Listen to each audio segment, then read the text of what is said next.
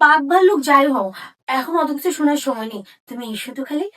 বাঘ ভাল্লুক নয়, তুমি এখন ডায়নোসরাস হবে, আগুনের মতো ছড়াবে। এসো।